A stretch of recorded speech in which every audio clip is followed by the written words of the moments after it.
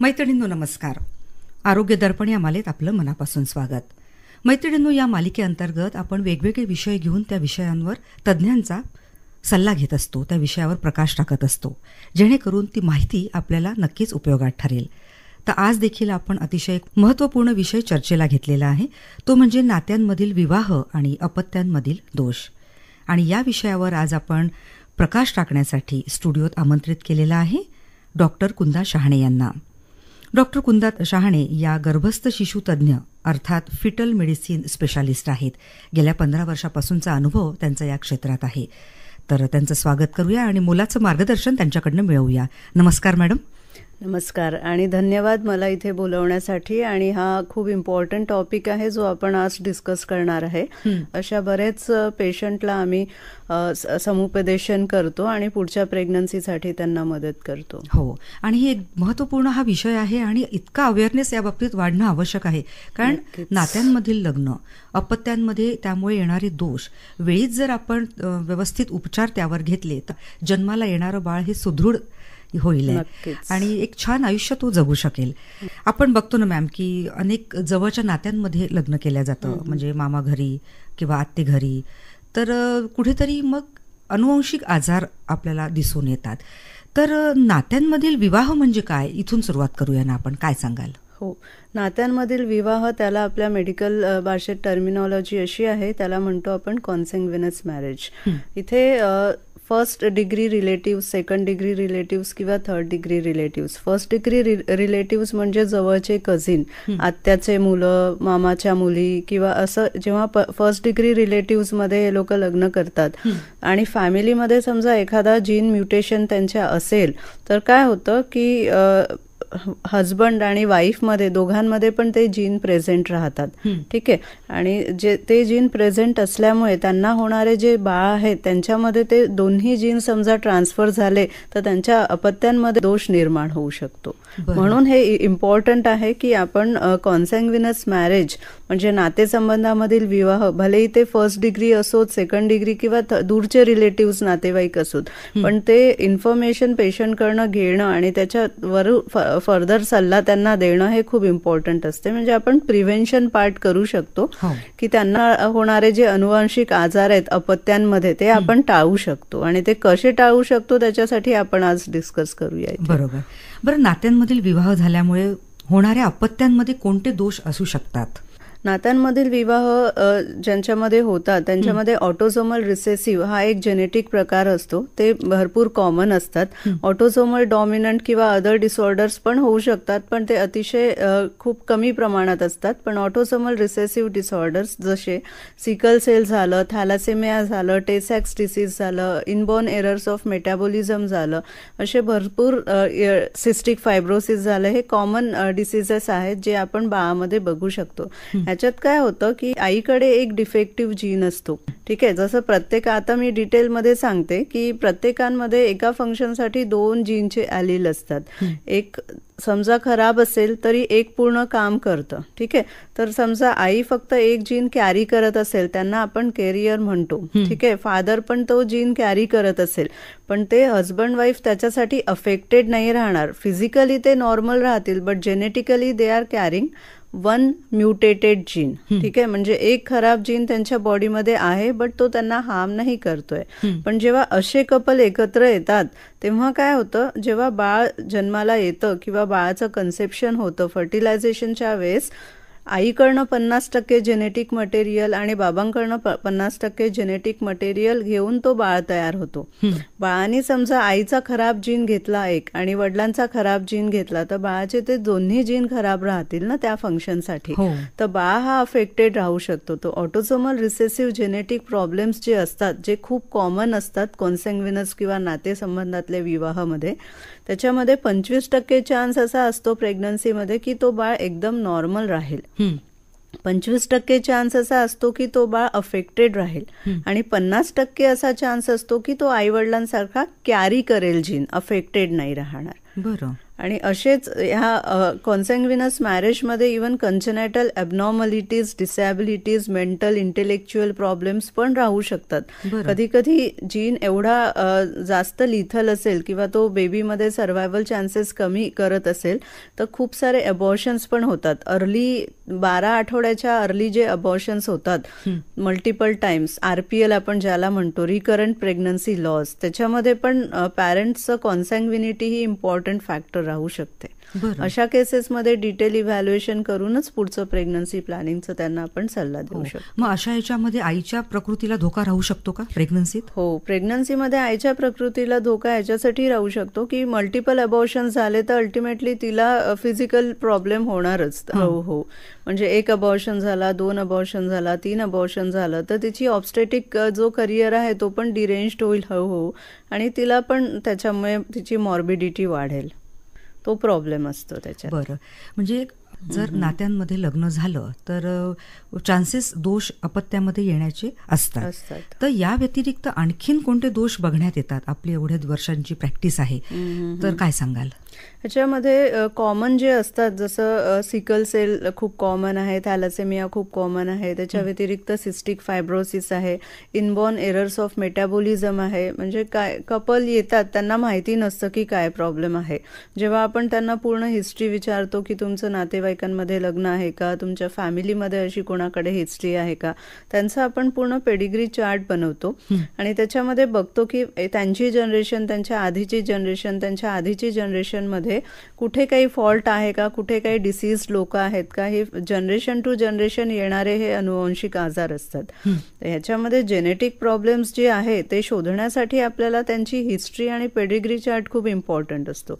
समजा आपल्याला त्याच्यात कळतंय की सिकल सेल डिसीजमुळे कोणी त्यांच्या घरी दगावलेलं आहे किंवा अजूनही फॅमिलीमध्ये कोणाला सिकल सेल डिसीजचे लोक आहेत किंवा थॅलेसेमियाचे लोक आहेत किंवा सिस्टिक, जसं सिस्टिक फायब्रोसिसमध्ये कसं असतं, सिस्टिक फायब्रोसिसमध्ये लंग्स खराब होऊ शकतात किंवा आतडे खराब होऊ शकतात. अशा केसेसमध्ये आपल्याला हिस्ट्री म्हणजे डिरेक्ट हिस्ट्री मिळतच नाही पेशंटकडनं. ते एकतर जेनेटिक डायग्नोसिस त्यांचं झालेलंच नसतं आणि बेबी डाईड म्हणजे काही महिन्यानंतर, डिलिव्हरी झाल्यानंतर काही महिन्यानंतर बेबीचं डेथ झालं किंवा अजून हे प्रॉब्लेम्स होते आणि ते एक्सपायर झालं. अशा हिस्ट्री असतात. म्हणजे ते बॅड ऑब्स्टेटिक हिस्ट्री सोबत आपल्याकडे येतात. तेव्हा आपण त्यांना विचारतो तेव्हा आपल्याला लिंक कळत जाते की नाही यांचं कॉन्सॅग्विनस मॅरेज आहे, बेबीला हे प्रॉब्लेम्स होते तर हे राहू शकतं आणि मग आपण रिट्रोस्पेक्टिव्हली पॅरेंटचं इव्हॅल्युएशन करतो की खरंच हे हजबंड वाईफ कॅरियर आहेत का. त्याचं आपण डायग्नोसिस केलं तरच आपल्याला पुढच्या प्रेग्नन्सीसाठी त्यांना हेल्प करता येऊ शकतं. म्हणजे असे नात्यांमधील हे जे जोडपे असतात, लग्न करतात, त्यांनी लग्नाआधी सुद्धा सल्ला घेणं गरजेचं आहे का? हो, लग्नाआधी सल्ला घेणं म्हणजे प्री मॅरिटल काउन्सिलिंग त्याला आम्ही म्हणतो.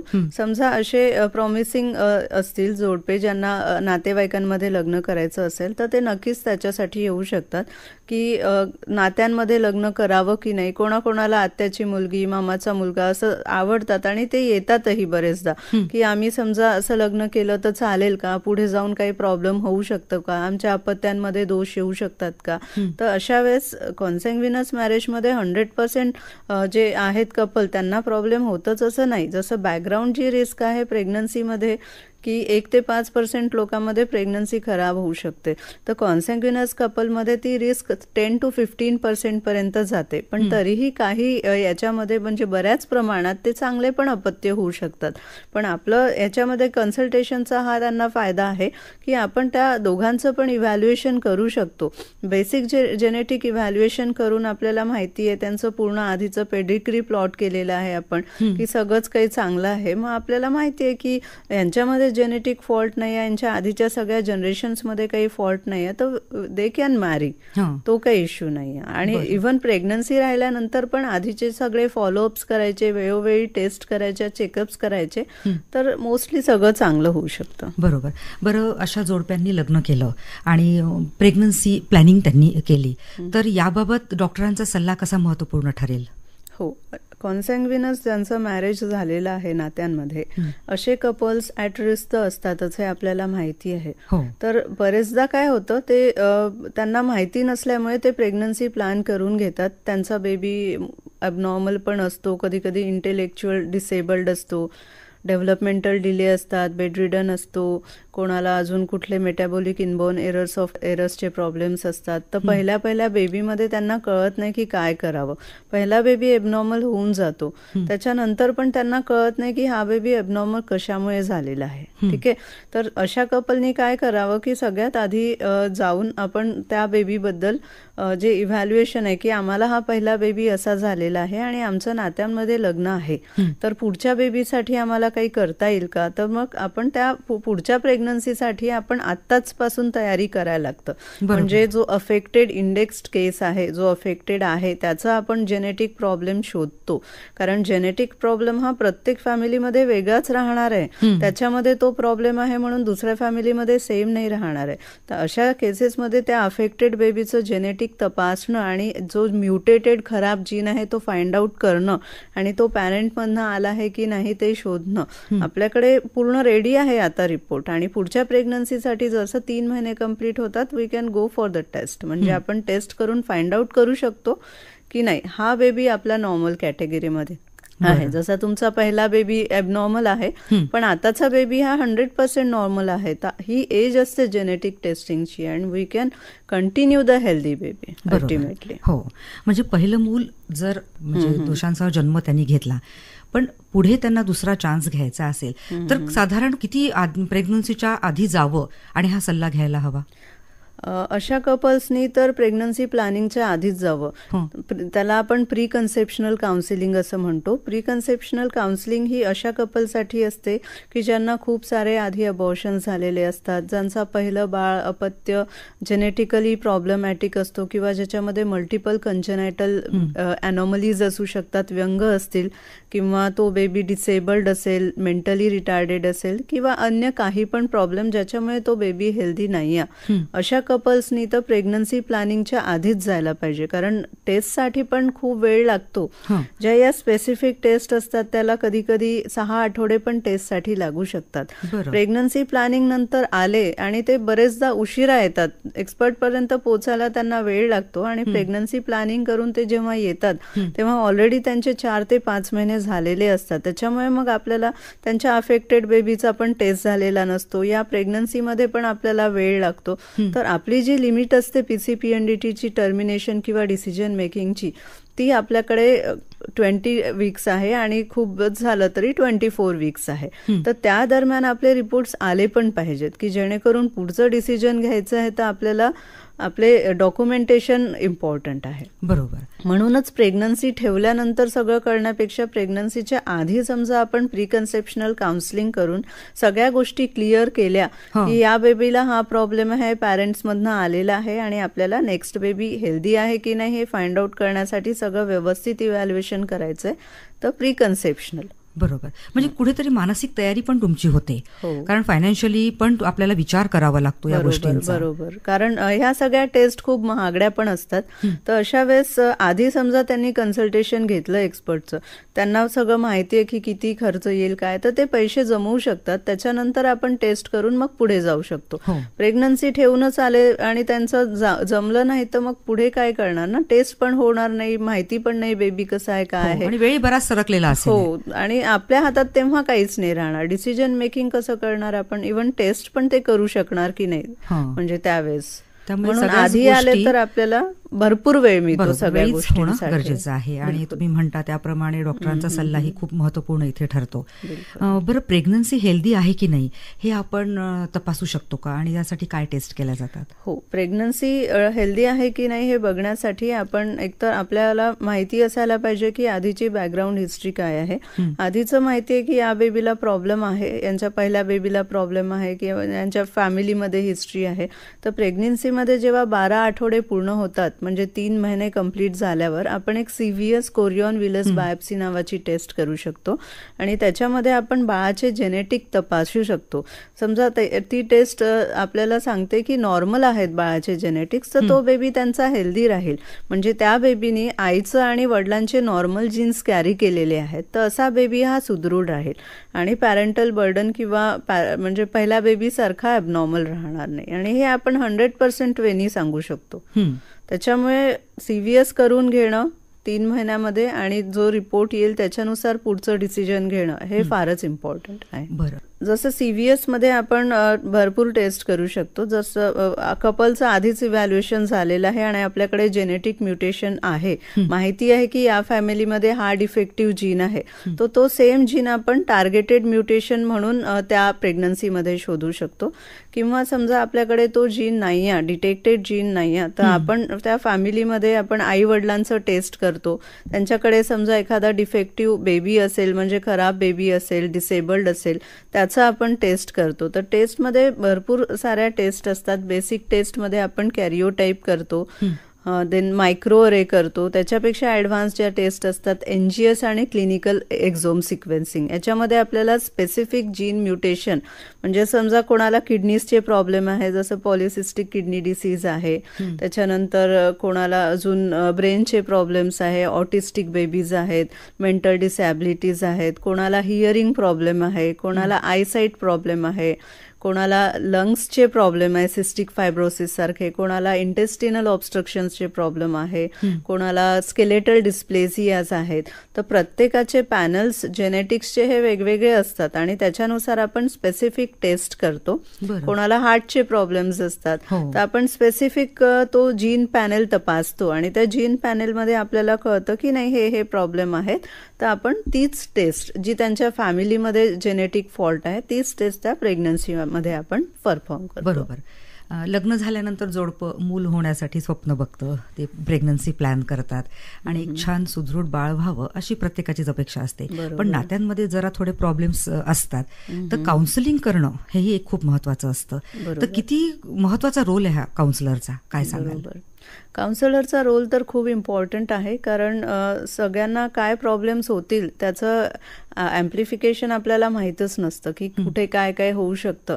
म्हणजे जरी आपल्याला वरतून नॉर्मल दिसणारा कपल असेल, तर जोपर्यंत ते प्रेग्नन्सी ठेवत नाही, खूप सारे अबॉर्शन्स होत नाही, किंवा तोपर्यंत त्यांना कळतच नाही की फॅमिलीमध्ये जे असतात सगळे लोक, ते त्यांना की आता प्रेग्नन्सी राहिलेली आहे आणि मल्टिपल अबॉर्शन्स आहेत, तेव्हाच ते त्यांना म्हणतात की जाऊन तुम्ही दाखवून द्या.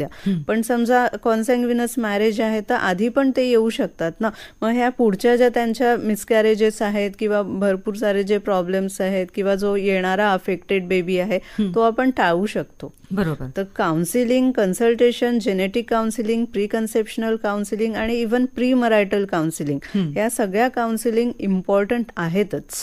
आणि त्या नक्कीच हेल्प करणार अशा कपलसाठी की पुढचे बेबीज त्यांचे नॉर्मल राहिले पाहिजे. इव्हन त्यांच्यामध्ये काय फॉल्ट आहे हे डायग्नोज झालं तर त्यांना पण ते फायदेशीरच आहे, कारण तेच एक कपल म्हणून नाही, त्यांच्या फॅमिलीमध्ये पण अजून असे असतील तर ह्यांच्या फॅमिलीमध्ये कोणता प्रॉब्लेम आहे तो फाइंड आउट होईल. सिकल सेल आणि थॅलासेमिया तर हे खूप कॉमनलीच बघतो आपण. तरी पण म्हणजे आता पण सिकल सेल डिसीजचे बेबीज मिळतात, थॅलासेमिया मेजरचे बेबीज मिळतात, कारण त्यांचं झालेलंच नसतं टेस्ट. बरोबर. टेस्ट झालेला नसल्यामुळे, त्यांचं स्वतःचं टेस्ट न झाल्यामुळे त्यांचं बेबीचं पण टेस्ट होत नाही. आणि अल्टिमेटली जोपर्यंत त्यांना एक बेबी ॲबनॉर्मल होत नाही तोपर्यंत ते पुढच्या बेबीसाठी येत नाही. बरोबर. त्यामुळे अवेअरनेस, जागरूकता इथे महत्वाची ठरते. बरं डॉक्टर, आता प्रत्येकच नात्यामधील विवाहामध्ये प्रॉब्लेमच येतो का? नाही, प्रत्येकच नात्यामधील विवाहामध्ये प्रॉब्लेम येतो असं बिलकुल पण नाहीये. जसं बॅकग्राऊंड जी रिस्क असते प्रेग्नन्सीमध्ये ती 1 ते 5% असते आणि समजा कॉन्सॅन्ग्विनस मॅरेज असेल तर ती 10 ते 15% पर्यंत वाढू शकते. पण प्रत्येकच बेबी खराब होईल असं जरुरी नाही आहे. बेबीज चांगले पण राहू शकतात. पण आपलं एम काय आहे, जरी 10 ते 15% बेबीज ॲबनॉर्मल होणार असतील तर आपलं एम असं आहे की पूर्ण जे कॉन्सॅन्ग्विनस किंवा नातेवाईकांमध्ये लग्न असलेली पूर्ण पॉप्युलेशन जेव्हा आपण स्टडी करू तेव्हा आपल्याला कळेल की नाही ह्यांचं सगळं नॉर्मल आहे, यांना नॉर्मल बेबी पण होऊ शकतं. ह्यांच्यामध्ये प्रॉब्लेम्स आहेत तर ह्यांच्या बेबीमध्ये पण प्रॉब्लेम होऊ शकतात आणि ते कसं टाळू शकतो.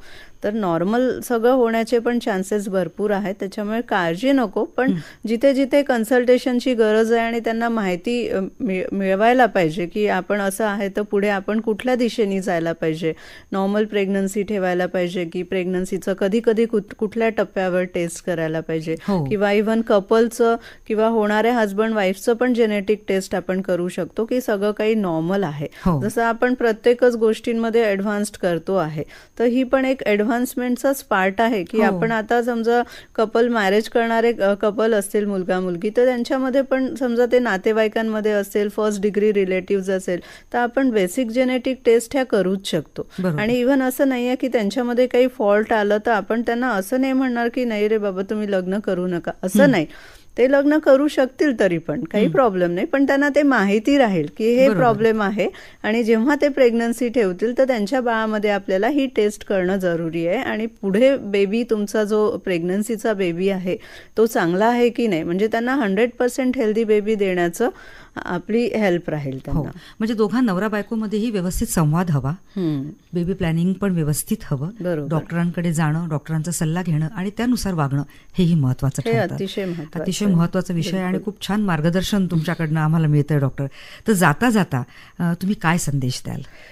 मी सगळ्यांना रेकमेंड करेल की असे जे कपल्स असतात ज्यांचं नातेवाईकांमध्ये लग्न झालेलं असतं किंवा त्यांचे प्रेग्नन्सीमध्ये खूप सारे मिसकॅरेजेस झालेले असतात, 1 मिसकॅरेज, 2 मिसकॅरेज, 3 मिसकॅरेज, किंवा असे कपल ज्यांच्यामध्ये पहिला बेबी, नात्यांमध्ये लग्न आहे आणि पहिला बेबी मेंटली डिसेबल्ड आहे, डेव्हलपमेंटल डिले आहे, कुठले अजून प्रॉब्लेम्स आहेत, म्हणजे ज्याच्यामुळे त्यांचं बेबी अनहेल्दी आणि एबनॉर्मल आहे, असे कपल्सनी पण आधी जाऊन समुपदेशन घ्यावं आणि पुढची प्रेग्नन्सी कशी प्लॅन करायची आहे, या बाळाचा जो अफेक्टेड बेबी आहे त्याचे काय काय टेस्ट करायचे आहेत ते सगळं करूनच पुढे जावं. बरोबर. तर सगळ्यांनी प्री कन्सेप्शनल काउन्सिलिंग करून घ्यावी. प्री कन्सेप्शनल म्हणजे प्रेग्नन्सी प्लॅनिंगच्या आधी, म्हणजे त्यांना बराचसा आपण त्यांना इमोशनली स्टेबिलाइज करू शकतो.